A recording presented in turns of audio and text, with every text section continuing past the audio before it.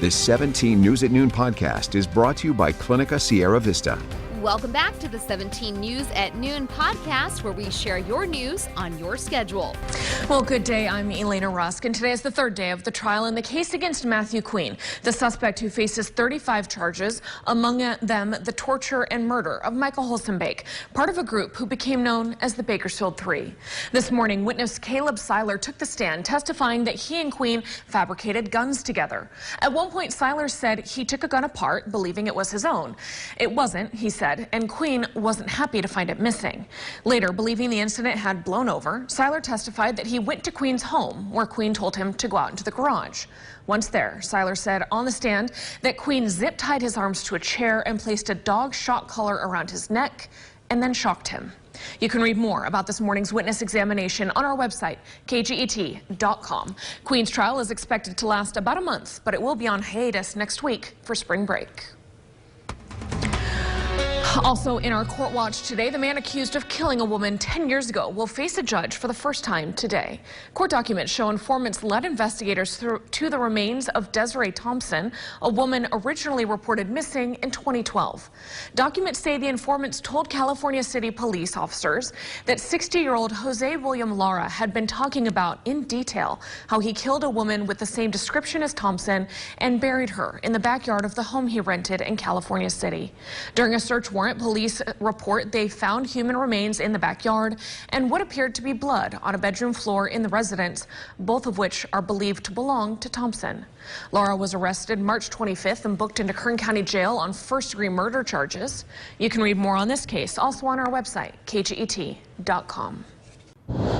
Hello, this is Tim Callahan with Clinica Sierra Vista, and we're excited to unveil the Community Health Center of the Future, our comprehensive care center.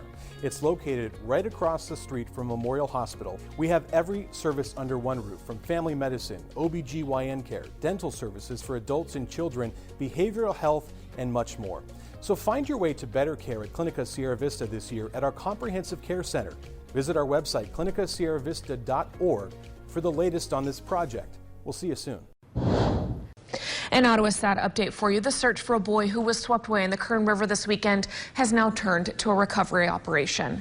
Today, the Kern County Sheriff's Office confirmed they no longer expect to find the boy alive, and if they do, they are now just looking for his body. On Saturday, officials say a group of kids were in the water Saturday afternoon near the Hogeye Gulch area in Keysville. According to search and rescue teams, there was an adult supervising the kids, but one of the boys slipped and fell and was swept away. The adult tried to go after the boy, but later needed to be rescued himself. Now, with this warmer weather, officials are stressing the importance of water safety. As we head into spring break next week, we know that many people will be heading to beaches, local rivers, and pools. This morning, public health officials shared more about their Water Watchers program and basic water safety tips. Today's outreach effort also included a hands-only CPR demonstration. Resources are available on Kern County Public Health's website for local families to stay safe during peak water season. And speaking of safety, the California Highway Patrol is ramping up education and enforcement efforts in observation of Distracted Driving Awareness Month. Officers say many distractions interfere with safe driving, but cell phones continue to be the most common distraction. Last year alone, the CHP issued more than 55,000 citations for distracted driving. Starting next week, from April 11th through the 24th, the Office of Traffic Safety will run a new education campaign encouraging drivers to stay off the phone and ditch those distractions. So put your phones down, especially near the pools. I'm very concerned about water safety with my kids, Kevin, and we know with the warmer weather, it's now pool season out there. What we do is no phones, no drinks, no distractions, and we take 10-minute rotations watching the kids in the water. Yeah, it's so inviting. The pools, the rivers, we're seeing a tragedy as we start to warm up and people want to cool down. So I want to touch on that just a little bit in terms of water safety as we start to heat up today, especially into our Thursday and Friday. Use the Buddy system. Buddy up always when you're swimming with a partner, whether it be near a pool, be a river, or a lake. Very important to have that other person with you. If cooling off in the river, always wear a life jacket. The Kern River is very dangerous, and know your limits. Never be pressured to do anything if you are in a body of water. And I know that personally through a family tragedy back when I was younger. My brother's friend was pressured into going into the river, and unfortunately he drowned. So again, just a few tips to really take take to heart when we are seeing this warm up here.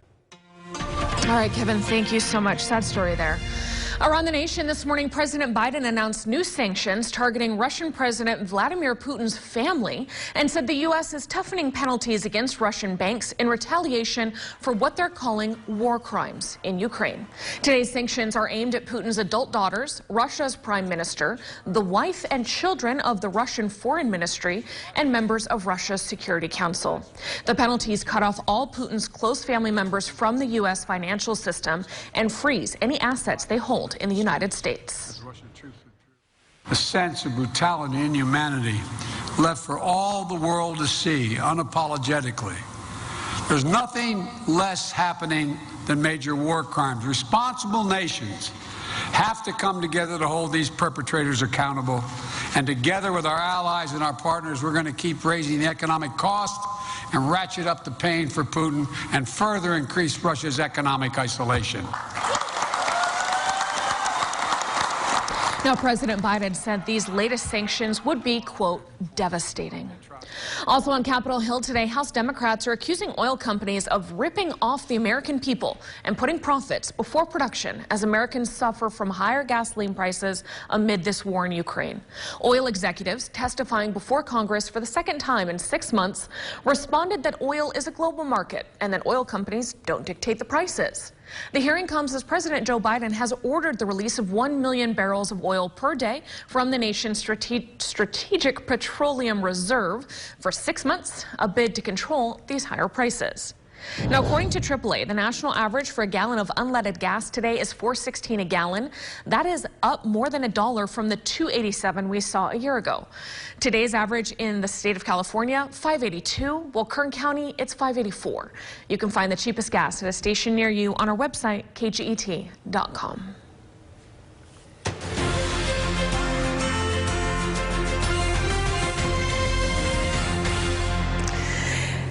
And 17 News is your local election headquarters. County supervisors yesterday took up the issue of whether to renew Kern County's $224,000 contract with Dominion Voting Systems, as some expressed concerns over voter fraud in upcoming elections. Kern County's contract with Dominion is up for renewal and must be resolved one way or another before the June primary. At this juncture, Kern County Auditor Controller County Clerk Mary Bedard told the board there's really no option but to renew the Dominion contract. We wouldn't be able to conduct the elections in 2022. This is the equipment we have. We need the licensing. Now, in the end, that's what the board voted to do unanimously at 5-0, but not without hearing from a procession of speakers urging the board to reject the Dominion system. There's a branch of the military that's the Q team. They caught everything live as the corruption happened 2020 and before. This is how elections have been stolen worldwide for quite some time, but it's been caught by the Q team. I saw it. I saw the evidence. There were thorough investigations. Former Attorney General William Barr had stated in 2020 that both the DOJ and the FBI had looked into these accusations. The Department of Homeland Security has also looked at the issues, and they did not find anything. Despite all the criticism, Dominion Voting Systems were approved for another year. And it was election night last night in Fresno and Tulare counties as 6 candidates set out to fill the seat left open by former GOP Congressman Devin Nunes. With 100% of precincts reporting, no one candidate has 50% of the vote. So the top 2 will face off in the June 7 primary. Republican Connie Conway and Democrat Eric Garcia were the 2 top vote getters. The winner will serve until November, when a new map for the 22nd congressional district will then change the political landscape. And you know that we'll be following this closely for you. The 17 News at Noon podcast is a production of KGET and Nexstar Media Group. For more on all of the headlines in today's show, head to kget.com.